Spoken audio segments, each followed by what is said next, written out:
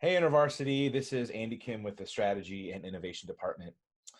In the midst of COVID-19, as universities around our country are canceling classes, closing campuses, and moving online, we still believe that God is calling us to love our campuses, to love our fellow students, faculty, and staff, and to be witnessing communities, even if it looks different. We may not be able to meet face to face or have in person gatherings, but God could still use us in virtual spaces. And so, to help us, I'm excited to speak with Heather Wilson, who serves as the Digital Discipleship Coordinator for InterVarsity Study Abroad. And for years, the Study Abroad team has been working on leading and building community in virtual spaces. And so, here in this short video, we want to spend some time learning from her and how to create healthy community culture through video and in virtual spaces. Simply put, video calls don't have to suck. Video calls can be places where ministry happens, where God is on the move, and where we can love people as Jesus loves them. So, Heather, I know you're on an InterVarsity service project right now, and Yep. found the best internet in a retreat center in Panama City, Florida. So, thanks for joining us. Glad to be here. And I just want to dive right in and ask you, how have you seen God work through virtual community? Yeah, thanks, Andy. For the last almost 3 years, I've been doing almost all of my ministry through video calls just like this, working with students from all over the United States as they go anywhere else in the world. A couple of my favorite experiences, one of my favorite Bible studies is in John 15. And that story is so rich in observations that you can make that actually the annotation tools that we'll talk about a little bit later in Zoom, I actually think lead to more aha moments and more just incredible ways that God speaks through that passage. One of my other best moments of ministry in digital space was working with a student named Chloe, who is from a Washington, D.C. school. She studied abroad in a closed country in Asia. I'd never met her before our digital small group. And we built such trust and relationship through this space that she actually became one of my ministry partners. And it was really fun when I got to meet her in person at Urbana. This semester, I've got two students from UW Eau Claire studying in Costa Rica who have started a gig with non-Christian and Christian students in their program. And so this space has become one where I can equip them and help them think through what kind of passages, how do they want to actually help their students move through thresholds and move closer to Jesus. I've even trained students to hear God's voice in listening prayer all over Zoom. So I really believe that almost everything that we do in InterVarsity, we can do through a digital space if we're just creative. Wow, thanks, Heather. So, one of the things that we're hearing around the country, our campuses are making the tough calls to cancel classes, close down their campuses, Mm-hmm. and ban or restrict gatherings of over 50 people or large groups. And so, as we're trying to think through moving into virtual spaces for ministry in the next few months and for foreseeable future, I wonder if you could talk a little bit about how face-to-face community and virtual community are similar and how they might be different for better or for worse.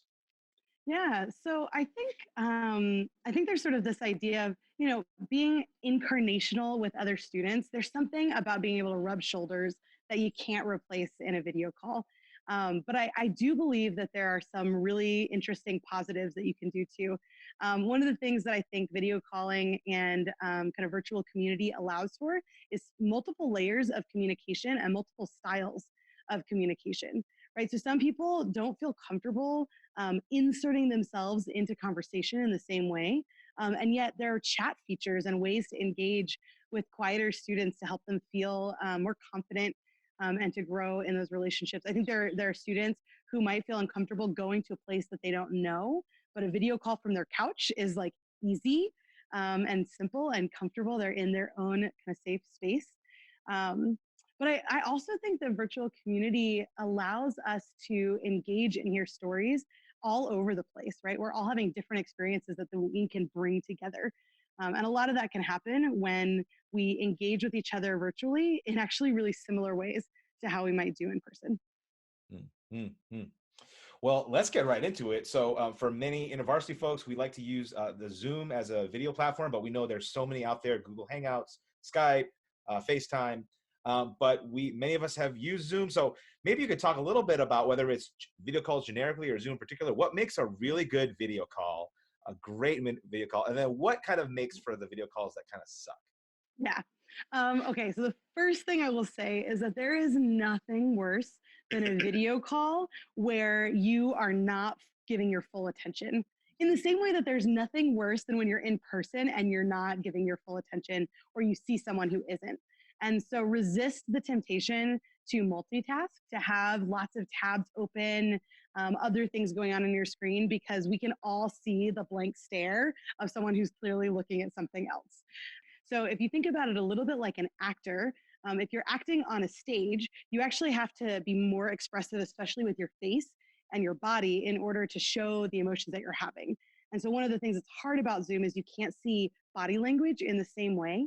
And so I actually want to encourage staff and student leaders to be overly expressive with their body language if possible, because that will communicate a lot of things, and especially help with more indirect communication. So if you would lean in when someone was sharing, like lean in, or if you want to use your hands, like make sure your hands are visible above the screen, so that we can actually see what's happening. That just like brings a lot more energy and engagement on a video call. I think one of the things that's with that is there's always this great question of, do we all mute or not? And my hope is that in most cases, students will be able to find a place where they can have headphones, where it's not full of background noise, given that we're often going to be in more isolated places anyways. Because I actually think that when we all mute, what that does is it prevents the ability to have audible feedback to what someone is saying.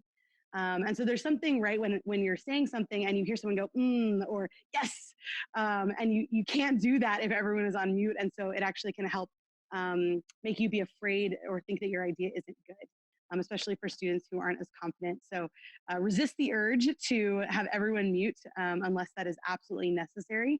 Like in a bigger group, in which case I think the chat feature is awesome and you can do a lot of really fun things with that. And I would also say I'm a big proponent of Zoom. I've had to use a few different video calling, depending on where students are at and what their access is. But I think there are some additional features to Zoom that other video services don't have, that allow us to be a lot more creative and do a lot more depth of ministry in a video call than just a simple like FaceTime. Yeah, and one of the things that I've learned being on video calls is how to translate how I love face-to-face gatherings, where I am the guy who's like leaning in. I may be making lots of like hand Yeah. gestures and all these things, and it may feel a little weird to do it on a call or in front of a video screen, or when you're by yourself, or if you're in a cafe, it might feel weird to do that. But I found that when the community, when everyone kind of leans into engaging, whether it's body language or posture, and in some cases when you can't, you have to mute because maybe there's a lot of background noise, or there's a barista making coffee, then going above and beyond to actually lean forward. And so even if I'm not talking, I know that's my way of saying to the group, I'm excited. And so part of it as a leader is to encourage that space, and even maybe make it explicit, right? Just to kind of give some encouragements. And I don't know, Heather, if you've what you've done to actually kind of create that culture and encourage a participant who may not be used to it to say, hey, it's okay for us to unmute. It's okay for us to lean in. It's okay for us to kind of cross talk as we're having this video call. Yeah, I think one of the best ways I've done that is actually just modeling it, right?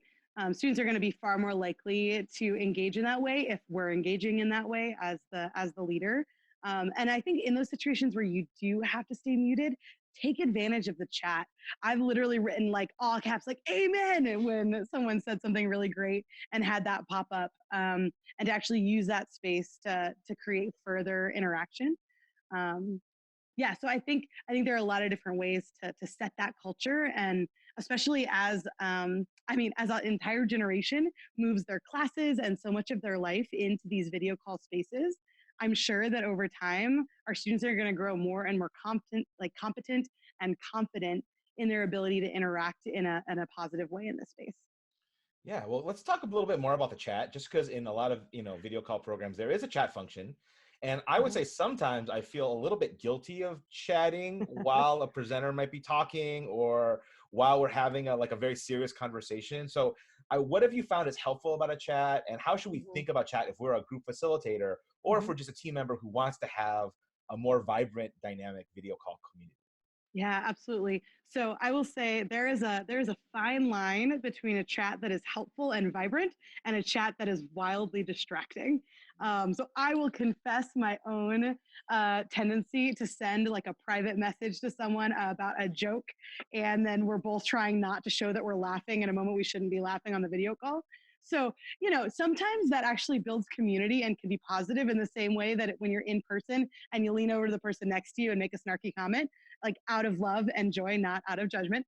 Right. But like there is something about the chat that actually allows for that very human interaction in the digital space. I would say my rule of thumb with chat is generally if you're in a smaller group, so if you're in a call of like 5 or 6 or less, to minimize chat use because it's going to create either a distraction or be almost like an exclusionary kind of space. Versus in a larger group, it can actually be really helpful. I've done things like ask questions, discussion questions, and had all of the students write their answer in the chat, and then a few people share what do they notice or whose comment do you want to like highlight for all of us to see. And that actually, in some ways, empowers more students to share their ideas than we sometimes have time for in person, which I think is an advantage of a digital space. Yeah, that's helpful. And I'm wondering too, like part of the challenge of video calls is when you're on a call, it just feels a little formal and maybe even a Mm-hmm. little stodgy. And maybe we have that kind of stereotype of video calls. Yep. How can you actually get more of that casual, Mm-hmm. that quality that we love in the kind of small talk of when we're like before and after a meeting, or is that even possible on video calls? I would say not only is it possible, but it is crucial. So in my kind of digital small group curriculum, I give a solid 10 minutes at the beginning of every digital small group for arrival. And really what that is like imagine we are sitting around in the common space of a dorm and chatting while everyone arrives. Like that time is actually really important for the development of community and of trust and relationships. So don't like resist the temptation to plan an hour of content in an hour Zoom call. You actually need that buffer, both because people are going to arrive when they arrive, but also because that is such like helpful conversation and community building space. I think one of the other things I would encourage is to really set a culture of humanizing yourself. So there's a temptation, I think, to have like a really clean video background and all of that's great if you're doing an interview on Zoom. You want to eliminate all distractions and those things. But when my dog decides that he wants to freak out at the cat in the backyard, I want to just like lean in. Hey, look, I'm a human. I have a pet dog. He likes to bark at cats in the backyard. Let me show you my dog on my screen. Let me introduce you. I'm going to bring him over and show you one of his tricks. Like these are really silly things, but they actually create a sense of yeah, community and fun and casualness that I think is really important so that our Zoom calls feel more like a shared living room as opposed to an interview space. Yeah, and I think there's kind of a natural, kind of sterile quality of video calls that Mhm. it does feel like we're just in these generic cyber world, but Mhm. realizing that, hey, you're in Panama City, I'm in Urbana, Illinois. Yep. I am, yeah, and to actually have a sense of place, it does make it feel like that's awesome that we can have this Mhm. conversation and Yeah. not in this generic cyber world. What's the weather where you are, It, right? yeah, yeah. Like literally like ask each other, show what your view is when you're not staring at a screen, like what's behind the screen. um yeah, there's all sorts of Yeah. possibilities. Do you want to show us your view in that? Oh man, I don't know, I feel a little like I'm going to be bragging here. Now you got to show us. You All got right, to just show us. just know that we are here to serve and do hurricane relief, and Yeah, when we're not, we are sleeping here at a yeah. retreat center on the beach. Hey, Yeah. praise God, praise Well, maybe are there other tips around kind of creating community? And well, actually, one thing we were talking about earlier was about icebreakers and the Mhm. importance for quality icebreakers. So, could you share a little bit about what makes a good video call icebreaker, and maybe what makes a painful, awkward icebreaker? Yeah. So I I was a campus staff for 4 years, and I would say I put the least amount of effort into planning my icebreakers. Like they were the thing that I came up with as I was walking to the small group from my car, because the community was built in being present with one another. But I think in digital space, we actually need to be a lot more intentional and thoughtful about icebreakers to create variety, to humanize each other, and especially as we do more and more outreach and are able to invite folks in that we've never met in person, the icebreaker is the space where you're going to be able to build some trust. So, yeah, I think there's a space for icebreakers that are similar to in person that just create a little bit of what is my personality like, what is yours, how can I know like what space you fit in and what things you like. All of that is good. I also love bringing something a little bit more tactile into a Zoom icebreaker.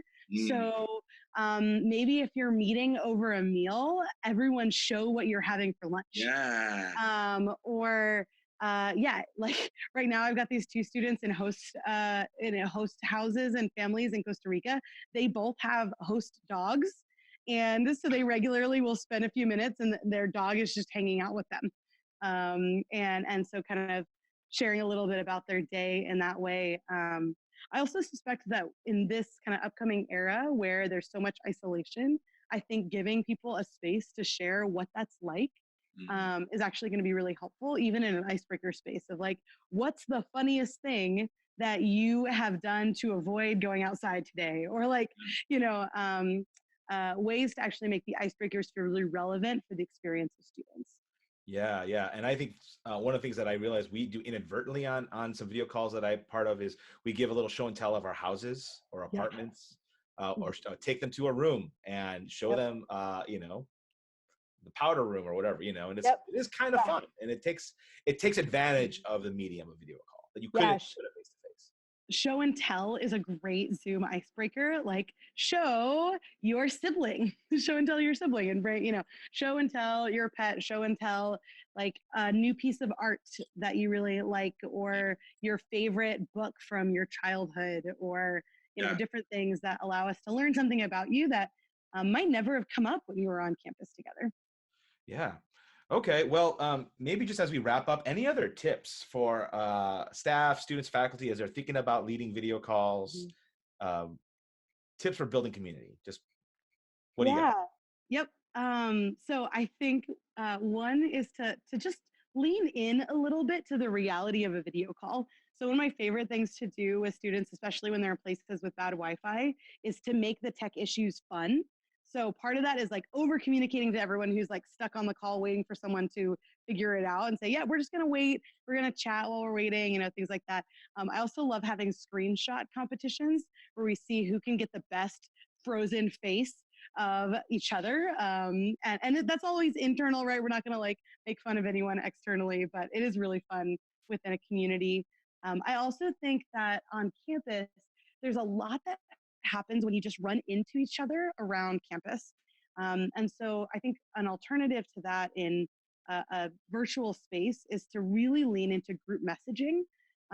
So whatever that might look like, whether it's WhatsApp or text messaging, creating Snapchat groups or group me's, things like that. And I think one way I've seen that be really fun was this summer I led a global program, and it was a really hard program. There was a lot that was challenging, and the students said, "Can we have a special meme group message?" And I was like, "Oh, I feel like this is gonna get like complainy or, teased too hard or something like that." But for this generation, so much of the way that I think they process hard things is through humor and through memes. And so can we actually build community by leaning into that and all of the memes that are going to come out of life outside of campus? So I think, Andy, you have an example. I think I have one of these here. Yeah. You want to So I got permission from Isaac, who was one of my staff on the GP this summer. And often we didn't have lesson plans for the English camp that we were running until like an hour before class started, or maybe not at all. And so this was a meme that one of the students created that just helped them to process the frustration about that in a way that was actually healthy and built community and kind of shared experience rather than like putting anyone down. And I think with us, like thinking about what students' lives are going to be like in social distancing and quarantine, creating spaces for shared experience, even from a distance, I Yeah. think meme culture could actually help us with that.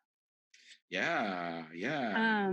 I think one other tip that I would love to point out, I think there's so many different hidden things in Zoom that I've gotten to explore over the last couple of years. One is the way that we can actually share our screens, both to show videos, to show things like the image you just did. I do a lot of work around showing scripture and having us live annotate it.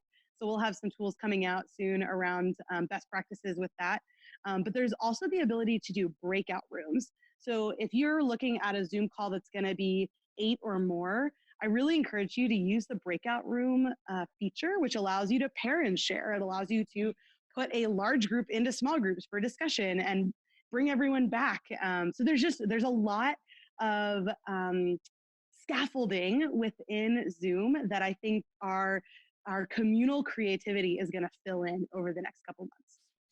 Yeah, well, this is incredible. And yeah, as Heather said, we're committing as strategy innovation department and across InterVarsity to kind of bring some of our best practices from the field and curating and so that you can be equipped to do the ministry God's calling you to do on campus, regardless of whether or not you can meet face to face or not. And for InterVarsity staff, we have some information on how you can get a Zoom account, and not just a free one, but a business or a pro level Zoom account, where they access to some of the features that Heather's referring to, that we will in the future give some tutorials on and how to use.